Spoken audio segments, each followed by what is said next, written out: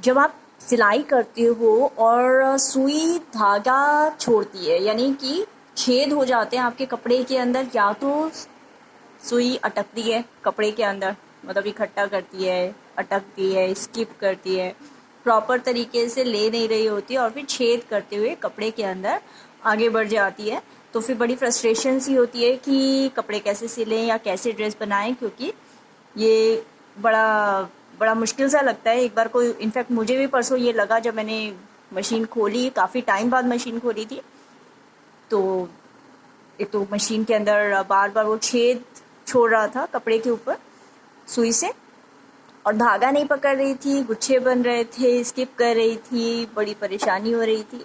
तो एक बार मुझे भी लगा कि शायद सर्विस स्टेशन से बुला करके उषा के और तब मशीन को ठीक कराना पड़ेगा।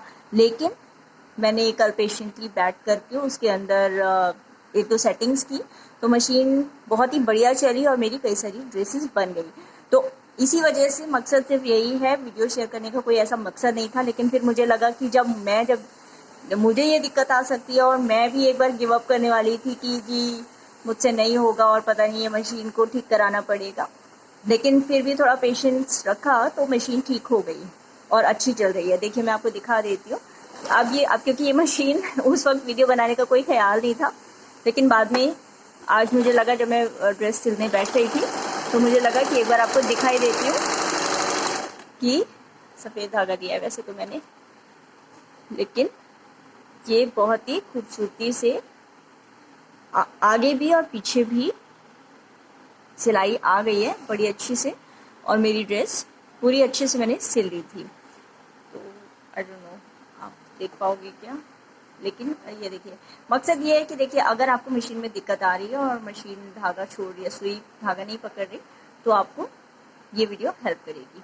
ठीक है, तो अब क्या क्या सेटिंग मैंने की है, हो सकता है एज अ बिगनर या फिर आप रेगुलर भी सिलाई करते हो या फिर मशीन खरीदने की सोच रहे हो, तो फिर ये वीडियो आपके काम आ सकती है, क्योंकि ये फ्रीक्वेंट प्रॉब्लम है और कपड़ा अलग अलग आप इस्तेमाल करते हो। जैसे मैंने ये कॉटन मिक्स है कपड़ा, ब्लेंडेड फैब्रिक होते हैं, मिक्स कपड़ा होता है, तो कई बार ये दिक्कत आ जाती है। सिंथेटिक कपड़ा होता है तो भी दिक्कत आ जाती है।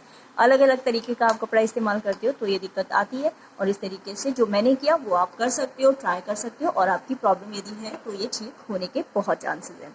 ठीक है, तो फर्स्ट थिंग जो मैंने की वो ये थी कि ये जो मशीन का हेड है, इस हेड को, इसको मैंने पहले की एक वीडियो में, काफ़ी पहले एक वीडियो में दिखाया हुआ है कि कैसे खोलते हैं। तो इसको यहाँ से खोल करके, ये जो है इसको बाहर निकाला था, अंदर पेज है उसको आप स्क्रू से खोल सकते हैं। ठीक है, पहले की एक वीडियो है उसमें खोला हुआ है। तो पहले तो मैंने इसको घुमा करके देखा कि कुछ हो सकता है क्या। थोड़ी देर के लिए मशीन, मेरा धागा ठीक आ गया था, लेकिन मैं बहुत सेटिस्फाइड नहीं थी, तो वापस मैं इसको इतने पर ही कर लेती हूँ, 3 पर।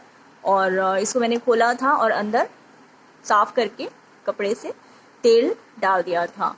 काफ़ी पहले मैंने बल्ब निकाल दिया था मशीन का अपना, लेकिन फिर मुझे लगा कि वीडियो में बना रही हूँ, वैसे बना नहीं रही हूँ मशीन की वैसे भी, तो मैंने फिर वापस बल्ब लगा दिया। बल्ब से मुझे कन्वीनियंस रहता है, लेकिन वीडियो के अंदर कई बार ना वो लुक ठीक नहीं आता, तो इसलिए बल्ब हटा दिया था, और कई बार वो रोशनी सी पड़ती है इसलिए भी हटा दिया था। लेकिन अब मैंने वापस लगा दिया था, क्योंकि जस्ट पर्सनल अपने लिए ही सिलाई कर रही थी, तो वो आपकी खुद की मर्जी है।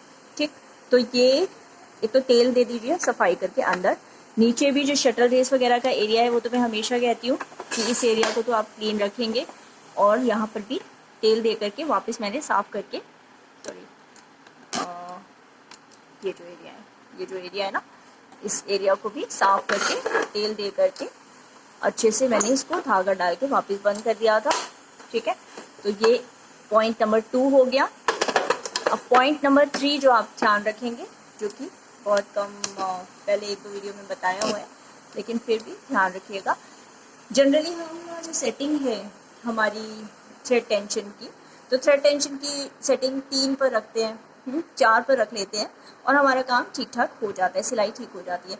लेकिन अब ये जो कपड़ा था मेरे पास, तो ये कपड़ा जो है कॉटन मिक्स है थोड़ा, और इसके अंदर जो, देखिए मैंने अभी इसका सूट पहना हुआ है, मैं आपको दूसरा दिखा देती हूँ, ये वाला। ये जैसे कॉटन जो गर्मियों के अंदर आते हैं ना, चिकनकारी वाले सूट, तो वो वाला कपड़ा था। तो इसके अंदर ना धागा छोड़ रहा था, धागा सिल नहीं रहा था, बार बार दिक्कत आ रही थी। तो क्या किया, इसके लिए एक के ऊपर रखी सेटिंग थ्रेड टेंशन की, तो धागा ना टाइट हो गया, सेटिंग टाइट हो गई, तो सुई धागा पकड़ रही है, अब धागा छोड़ नहीं रही। फिर क्या सेटिंग की, फिर नेक्स्ट जो मैंने सेटिंग की वो है यहाँ पर। जनरली जो सिलाई करते हैं तो सिलाई करते हुए इसको भी 3 पर ही रखते हैं, स्टिच विड्थ को भी, स्टिच लेंथ को भी, ये विड्थ है ये लेंथ है, तो इसको भी 3 पर रखते हैं। लेकिन यहाँ पर मैंने इसको बार बार अलग अलग चेंज करके देखा। पहले 2 पर करके देखा, वो सिलाई बहुत छोटी आ रही थी, फिर 3 पर करके रख देखा। फिर मैंने जब देखा कि हाँ अंदर मशीन में तेल चला गया है, मशीन स्मूथ चलने लगी है, तो उसके बाद फिर मैंने इसको 4 या 3.25 आप कह लो, ये 4 से थोड़ा सा पहले है, तो 4 पे और इसको 3 पर सेट करके और तब मैंने सिलाई लगानी शुरू की। और अब जो है मशीन की जो प्रॉपर सिलाई है, आप देख पा रहे हैं, तो ये देखिए प्रॉपर अच्छे से बढ़िया तरीके से सिलाई आ रही है, जबकि पहले ये बिल्कुल इस कपड़े पर ले ही नहीं रहा था, सिलाई ले ही नहीं पा रहा था, सुई तो ले ही नहीं पा रही थी। हाँ, और एक सबसे अर्जेंट चीज़, सबसे इम्पॉर्टेंट चीज़ जो बता दूँ, जो चेंज मैंने किया, ये सारी सेटिंग तो आप कर ही लेंगे। सुई जो है मैंने 11 नंबर की लगाई है। क्यों?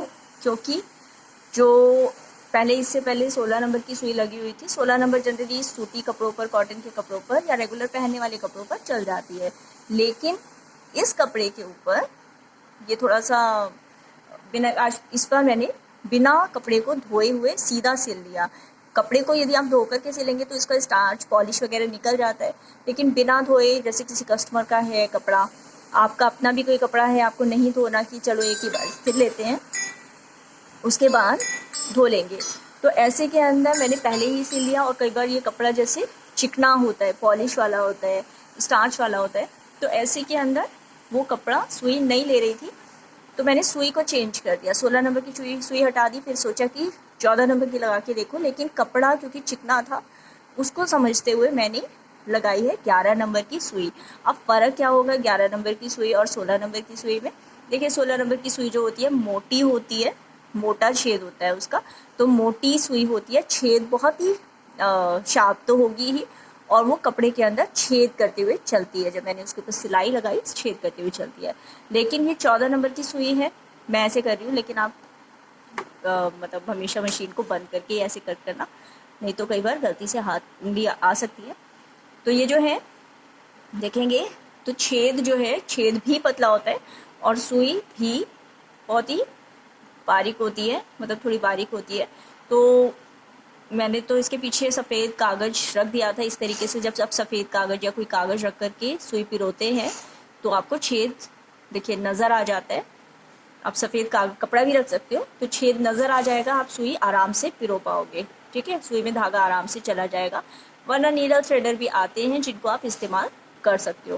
तो ये कुछ टिप्स हैं जिनको इस्तेमाल करते हुए अगर आपकी मशीन आपकी कपड़ा नहीं पकड़ रही है सिलाई करते हुए और छेद हो रहे हैं, गुच्छे बन रहे हैं, स्किप कर रही है, टाप रही है और आपको दिक्कत आ रही है, आपको लग रहा है कि मशीन में, हाँ और एक चीज़ और, मशीन जब पहले जो मैं जिगजैग के लिए जेड पर करके करने की कोशिश कर रही थी, सॉरी सी पर, जिगजैग पर, तो भी एक साइड सिलाई हो रही थी, मतलब एक साइड सिलाई हो रही थी लंबी लंबी, और दूसरी साइड सिर्फ छेद हो रहे थे, सिलाई नहीं हो रही थी।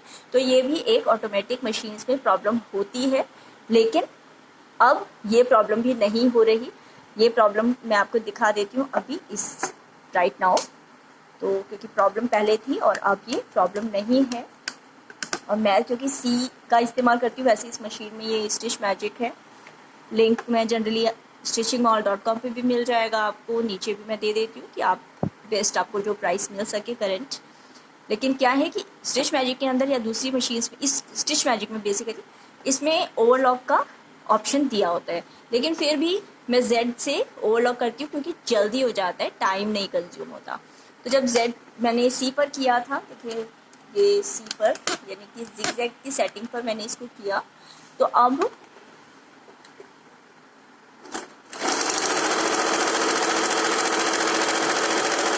ये इसकी ओरिजिनल स्पीड है, मैंने वीडियो को कोई कहीं से भी बढ़ाया नहीं है, स्पीड नहीं बढ़ाई। तो देखिए ये